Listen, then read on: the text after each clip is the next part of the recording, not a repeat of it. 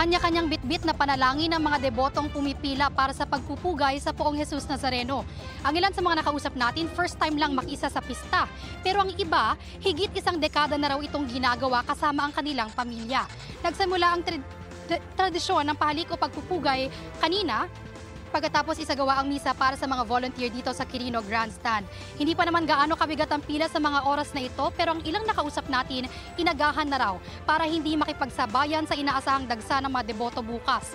Paalala naman ng simbahan, mag-sanitize bago at pagkatapos hawakan ang imahe ng Nazareno at iwasan din ang literal na paghalik at kung pwede ay magpunas na lang ng panyo at tuwalya sa krus at paa ng imahe ng Nazareno.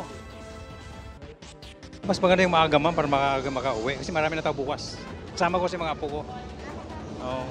Kaya kailangan ko talagang maaga. Kasi may mga pasok pa sa bukas yung mga batang ito. Gusto ko pong maranasan naman ang paghalik kay Poong Nazareno kasi po sabi ng marami pong natutupad na hiling. Kaya sumama na ako sa mga anak ko, sa apo ko. Mab, sa mga oras na ito ay umikli na yung pila kumpara kanina at hindi na gaano kahaba kumpara naman sa mga nakaraang taon. Live mula rito sa Quirino Grandstand para sa GMA Integrated News, Bea Pinlac ang inyong saksi. Alanganin ng pagkakaparada kaya pinaghahatak ng mga taga-MMDA ang mga sasakyang ito sa Tomas Morato Avenue sa Quezon City.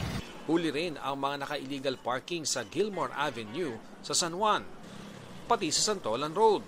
2,000 piso ang multa para sa mga unattended at illegally parked na sasakyan. Kung ang mga alternate route po natin o mga alternatibong kalsada, kung ito po ay mapupunuan ng mga obstruction, mga illegal parking, so it will defy the purpose of easing up the traffic sa ating mga major thoroughfares. Tinarget din ng Bantay sa Gabal Operations ang mga lugar na daraanan ng traslasyon ng Jesus Nazareno sa Huwebes.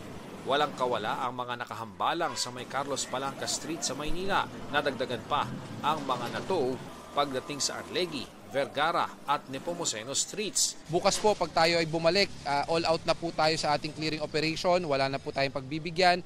Lahat po na mga nakahambalang sa bangketa, kukumpiskahin na po natin at aalisin. Kasabay ng clearing operations, kinukumpuni naman ng Manila City Hall Engineering Office ang mga bitak sa bangketa.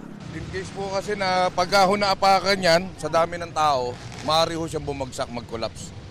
Kaya po, nire-repair na natin. Isa lang ho yung matapak dyan, madapa, domino effect na po yun. Ang lahat ng ito, paghahanda para sa pista ng Poong Jesus Nazareno. Handa na ang gagamiting andas. Wala raw binago rito pero nagdagdag ng ilang improvements. Yung taas nito, nagkaroon tayo ng sunroof made of tempered glass. Para sa ngayon, pumasok din ang natural na liwanag. Mas lalo rin natin pinag-iba yung mga stainless metal na nakikita natin sa andas. Ito yung andas ng Poong Jesus Nazareno at kumpara nung last year, makikita po natin na nakaslide na yung kanyang disenyo. Dati parang pa-square itong disenyo na ito, pero ang sinasabi ng mga ihos na nakakausap natin, sinasampahan ito ng mga deboto. So yung intention nitong paslant na disenyo para hindi nga siya masampahan. At doon naman sa loob nito, mapapansin natin may mga blower sila na ikinabit kasi nung nakaraang taon ay nagka-moist itong salamin. So dahil sa mga blower na yan, sana daw ay hindi na magkaroon muli ng mga moist. Tinanggal na ho namin yung lugar na yun. We believe hindi na ho sila makakasampa sa harapan. Maging yung sa likuran ho, yung natatapakang kapiraso na 2 inches, natanggal na ho yun. Last year po ay mga around 15 hours po ang tinagal po nung posisyon. So they're hoping na this time, for this year po ay mas mapabilis po yung posisyon. Kaya iniba rin po yung design po ng andas po ngayon. At one of the factors na nakaka-delay po ng posisyon ay yung pagsampa po ng ilang mga deboto po doon sa andas, kaya binago rin po yung disenyo ng andas. Yung wag mag-moist sa loob. Dahil meron kami mga blower na may kinabit din sila. Naglagay kami ng parang exhaust doon sa itaas. Bali 4. Ayon sa PNP, patuloy silang magbabantay sa seguridad ng Nazareno 2025. Magpapatupad sila ng no-fly at no-sail zone policies sa ruta ng traslasyon mula January 6 hanggang 10. Para sa GMA Integrated News, ako si Ian Cruz, ang inyong saksi. Mga kapuso, maging una sa saksi. Mag-subscribe sa GMA Integrated News sa YouTube para sa iba't ibang balita.